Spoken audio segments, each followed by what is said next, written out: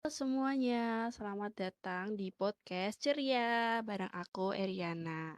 Dan pada kesempatan kali ini kita akan berbincang-bincang mengenai topik bahasan yang cukup menarik nih, yaitu kenakalan remaja. Oh iya, sebelumnya kita perkenalan dulu deh sama gestar kita. Mulai dari Ciko. Oh, silahkan. Halo Ciko, gimana kabarnya? Halo Mbak Iriana, kabar saya baik. Gimana kabar Mbak Iriana? Alhamdulillah baik juga. Kemudian ada Robert. Halo Robert, apa kabar Robert?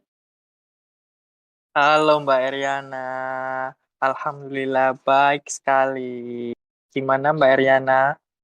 Baik juga. Wah, udah pada semangat ya malam hari ini.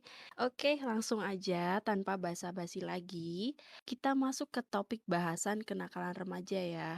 Karena topik remaja itu bisa dibilang topik yang menarik dan gak ada habisnya untuk dibahas. Tapi sebelum ke inti bahasan, sebagai pengantar, kita ulas sedikit dulu nih tentang pertumbuhan dan perkembangan peserta didik. Menurut kalian, bagaimana sih pertumbuhan dan kembangan itu, dan apa saja sih contoh-contohnya? Bisa dijelaskan mungkin dari Robert? Mungkin dari Mas Ciko dulu ya, baru saya gitu. Silahkan Mas Ciko. Oke, boleh Mas Ciko, silahkan. Oke, yang pertama arti pertumbuhan dan perkembangan. Pertumbuhan itu suatu proses bertambahnya jumlah sel tubuh suatu organisme yang disertai dengan penambahan ukuran, berat, serta tinggi yang bersifat inversible. Inversible itu tidak dapat kembali pada keadaan semula. Pertumbuhan ini lebih bersifat kuantitatif ya, di mana suatu organisme yang kecil menjadi lebih besar dengan seiringnya berjalannya waktu dan penambahan serta perkembangan tubuh manusia. Sedangkan perkembangan ialah bertambahnya kemampuan atau skill individu dalam struktur dan fungsi tubuh yang lebih kompleks. Perkembangan menyangkut adanya proses pematangan sel tubuh, jaringan, organ, dan sistem organ yang berkembang menurut caranya sehingga dapat memenuhi fungsinya. Yang kedua, contoh pertumbuhan bisa dilihat pada tumbuhnya gigi pada bayi dan berat badan dan tinggi badan yang selalu berubah. Sedangkan contoh perkembangannya yaitu ada perilaku yang berkembang sesuai umurnya dan kematangan organ tubuh manusia. Untuk penyebab perkembangannya sendiri bisa karena faktor genetik dari orang tua atau garis keturunan yang berbeda-beda, bisa juga karena kematangan biologisnya, dan dapat juga karena perubahan pada psikologi yang mempengaruhi dirinya, dan faktor lingkungan juga bisa menjadi salah satu penyebab perkembangan itu terjadi. Untuk remaja adolescent, karakteristiknya yaitu adanya peningkatan perhatian pada teman sebaya dan keterampilan kognitif, linguistik tingkatnya tinggi, peningkatan kemurungan dan konflik, serta kesiapan menuju kedewasaan. Begitu Mbak Eriana. Wah, oke, cukup lengkap ya. Untuk Mas Robert, apakah ada tambahan mungkin ya Mas Robert?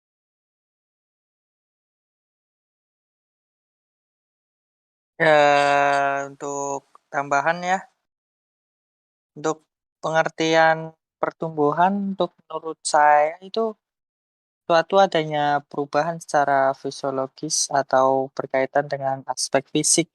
Contohnya ukuran berat badan, tinggi badan, ukuran dimensi sel tubuh, munculnya gigi-gigi baru, ukuran tulang semakin besar. Sedangkan untuk perkembangan itu suatu perubahan yang terjadi pada pematangan fungsi organ peserta didik tersebut.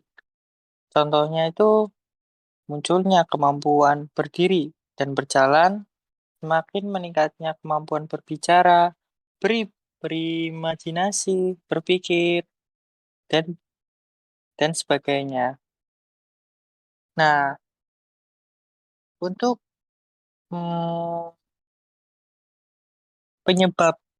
penyebabnya itu adanya faktor internal ya, faktor internal dan faktor eksternal juga. Untuk faktor internal itu yaitu gen atau keturunan.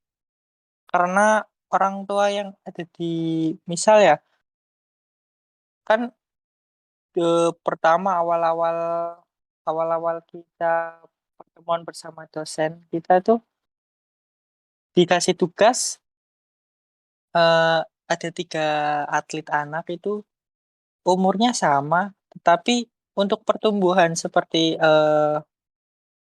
berat badan atau tinggi badan itu berbeda-beda itu ketiga anaknya. Nah, kenapa itu bisa terjadi? Yaitu karena keturunan.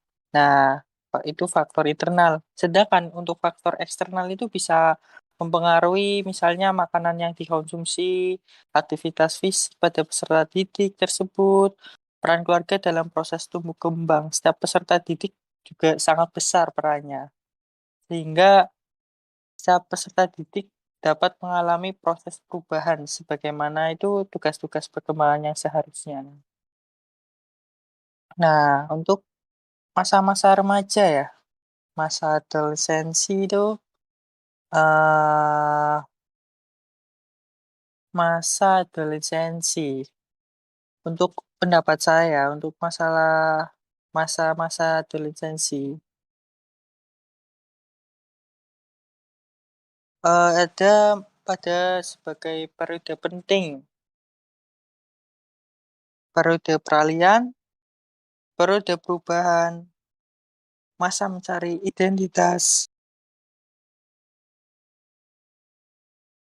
dan sebagainya. Jadi, maaf, maaf ya, ini lagi batuk, jadi ya agak mengganggu. Jadi untuk saya lanjutkan ya. Jadi masa remaja untuk sebagai periode penting itu langsung terhadap sikap dan perilaku, juga akibat fisik dan psikologis. Nah, untuk periode peralihan itu peralihan dari masa kanak-kanak ke masa dewasa. Ya, kita lanjut mungkin suara dari Robert terputus-putus karena kendala sinyal.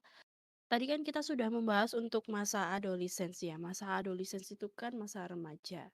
Nah, selanjutnya kita masuk ke topik bahasan utama kita nih.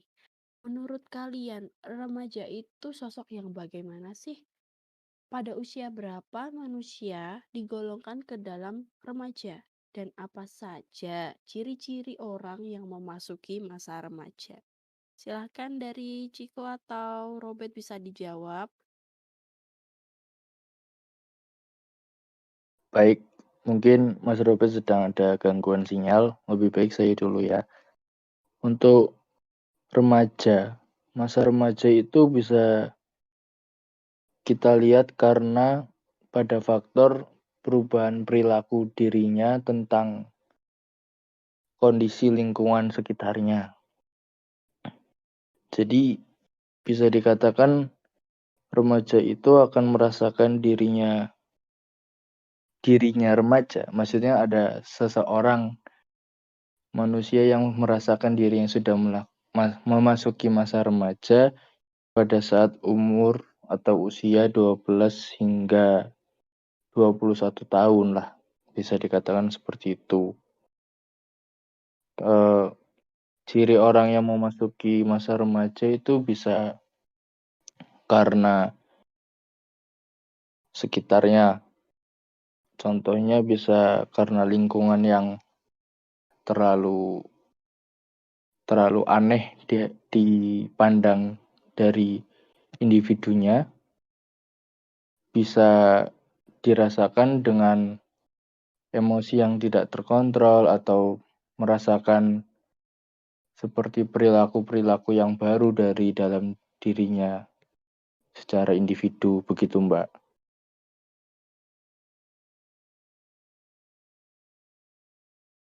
Oke, Mas Ciko. Untuk Mas Robert gimana? Apa ada Tentunya tanggapan? ada ya, untuk masa remaja itu menurut saya itu masa remaja itu sifat-sifat remaja itu sebagian sudah tidak menunjukkan sifat-sifat masa kanak-kanaknya tentunya ya. Tetapi tentunya ada yang belum menunjukkan sifat-sifat sebagai orang dewasa.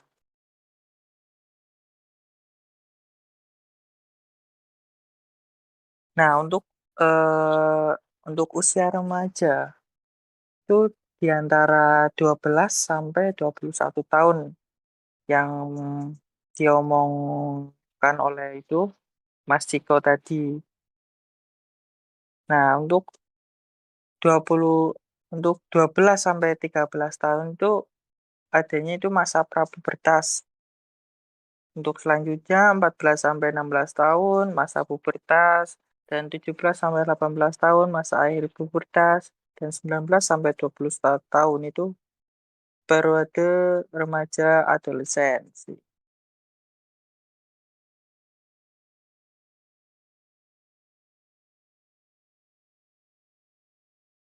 Nah, ngomong-ngomong remaja ya, yang namanya remaja itu kan nggak jauh ya dari kenakalan. Biasanya apa sih penyebab dari penyakit kenakalan remaja itu dan bagaimana cara mengatasinya? Mungkin Ciko bisa menjawab terlebih dahulu.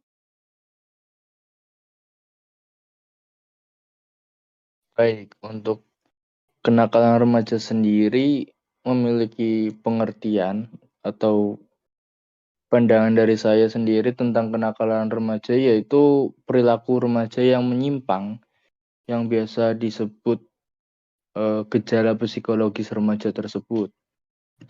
Penyebab kenakalan remaja itu terjadi biasanya yang pertama yaitu salahnya bergaul atau pergaulannya terlalu bebas. Bisa pada masa remaja itu eh, anak-anak dalam kategori remaja bisa salah bergaul, bisa melakukan hal-hal yang negatif, misalnya mabuk-mabukan, melakukan seks bebas, dan mungkin sampai menikmati atau mencoba obat-obatan yang terlarang. Yang kedua karena latar belakang keluarganya. Bisa karena kurang perhatian, karena kedua orang tuanya itu terlalu sibuk dengan pekerjaannya masing-masing, sehingga anak tersebut bisa merasa kesendirian dan merasa terbebas lah. Dan yang kedua mungkin karena faktor keluarga yang broken home, menjadikan anak itu berpikiran kalau, wah aku ini anak dari keluarga broken home. Jadi aku bebas mau ngapain karena nggak ada yang peduli sama dirinya aku sendiri. Dan yang terakhir, adanya kontrol emosi yang masih lemah alias masih labil. Misalkan dia kepenginnya memutuskan apa yang dia lakukan secara sebenarnya itu harus dilakukan, tetapi karena teman-temannya atau kelompok pergaulannya itu memilih untuk tidak melakukan, sehingga anak tersebut malah akan mengikuti teman-temannya, bukan malah mengikuti pikiran dari dirinya sendiri, begitu. Menurut Mas Robert bagaimana, Mas?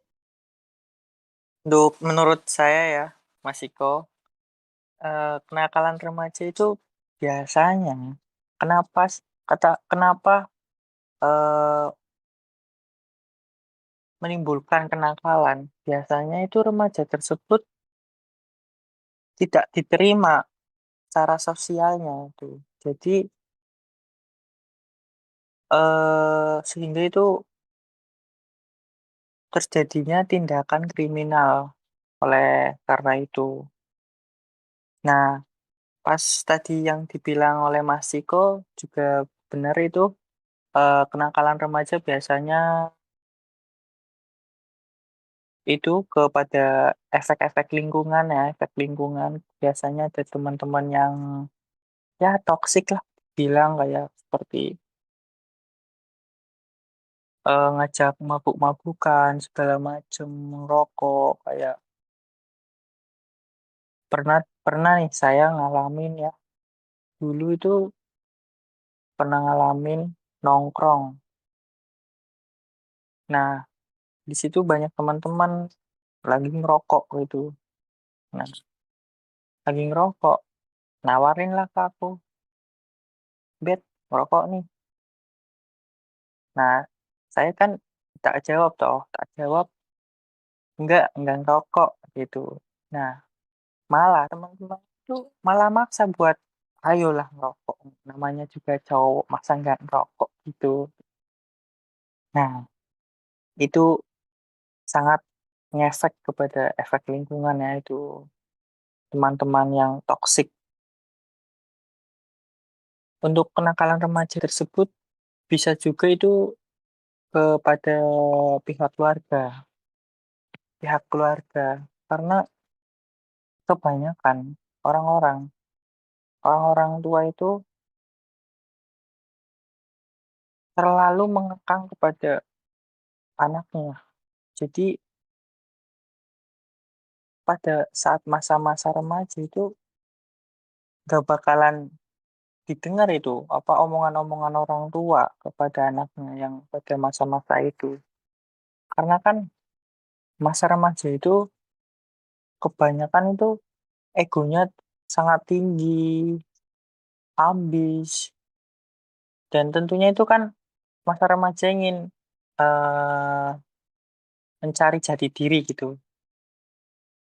Jadi tentunya itu pihak keluarga jangan terlalu mengekang ya, harus membanyak motivasi dan support lah untuk misal yang positif hobinya anaknya sepak bola, yo difasilitasi, dibimbing, terus disekolahkan sepak bola, karena sekarang banyaklah akademi-akademi sepak bola tersebut gitu. Jadi karena difasilitasi oleh hobi-hobi anaknya itu, sehingga itu untuk kenakalan-kenakalan remaja yang seperti yang Ciko bilang sampai narkotika atau segala macam itu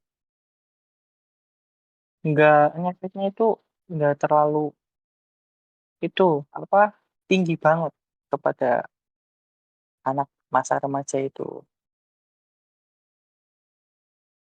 Dan tentunya ya itu kenapa masa remaja itu kebanyakan kebanyakan melakukan kenakalan-kenakalan. Masa kenakalan remaja itu sering didapati bahwa adanya trauma dalam masa lalunya, seperti perlakuan kasar, tidak menyenangkan dari lingkungannya, maupun trauma terhadap kondisi lingkungan, seperti kondisi ekonomi yang membuatnya merasa rendah diri dan sebagainya. Untuk macam kenakalan remaja itu biasanya ada Oke. 3 tingkatan yang saya pernah baca di jurnal ya, 3 tingkatan. Jadi yang pertama itu kenakalan biasa, yang kedua kenakalan yang menjurus pada pelanggaran dan kejahatan, terus yang ketiga itu kenakalan khusus. Jadi kenakalan biasa itu kayak seperti anak-anak biasa, seperti suka berkelahi, suka keluyuran, bolos sekolah, pergi dari rumah tanpa pamit. Kebanyakan masa remaja-remaja itu pasti mengalami hal tersebut ya, untuk kayak seperti suka keluyuran gitu. Nah, yang kenakalan yang menjurus pada pelanggaran dan kejahatan tuh seperti, mengendarai mobil tanpa SIM.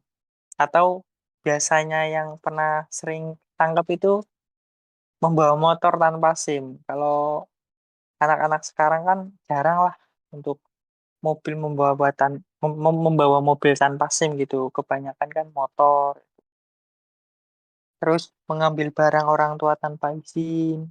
Misalnya seperti eh mengambil uang orang tuanya tanpa bilang terlebih dahulu kepada orang tuanya gitu. Terus kenakalan khusus seperti penyalahgunaan itu seperti narkotika, seks luar nikah, pemerkosaan, dan lain-lain.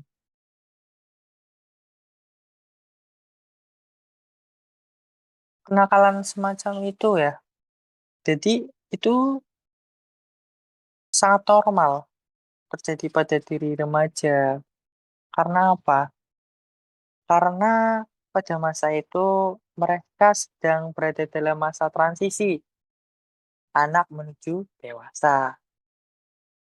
Perilaku, perilaku menyimpang atau jahat kalau dalam batas-batas tertentu itu dianggap sebagai fakta sosial yang normal, Mbak Riana. Dalam batas-batas tertentu, kenakalan adalah itu normal karena tidak mungkin dihapusnya secara tuntas.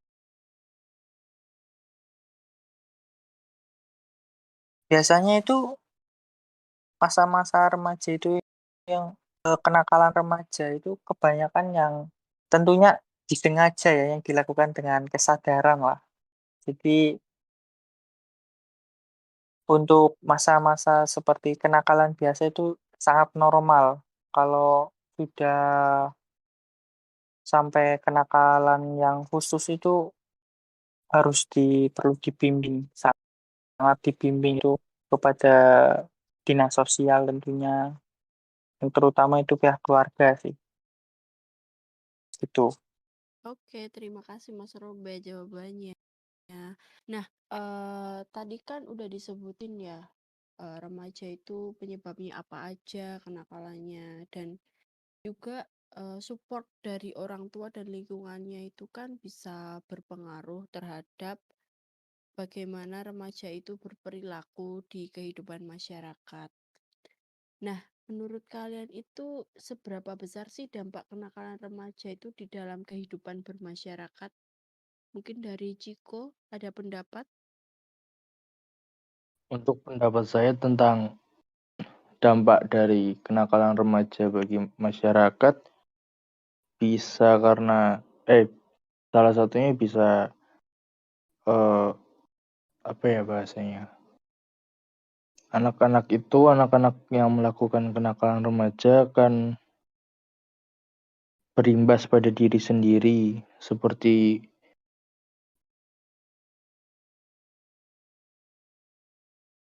kita ketahui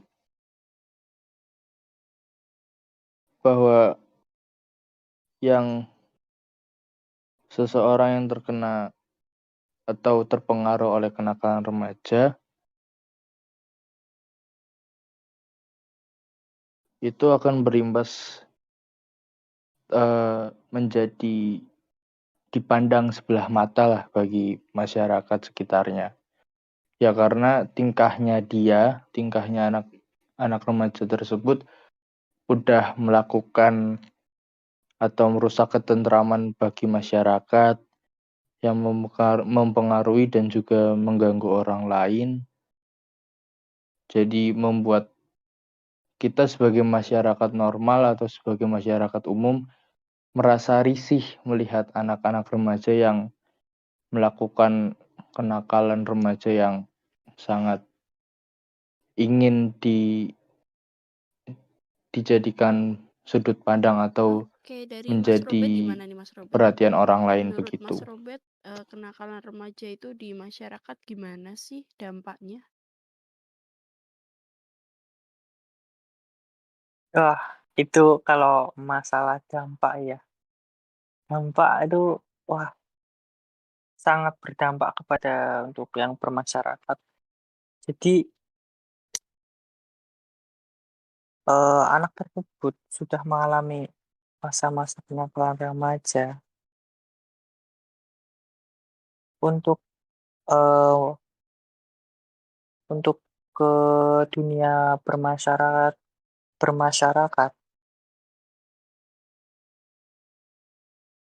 tentunya, harusnya itu untuk untuk,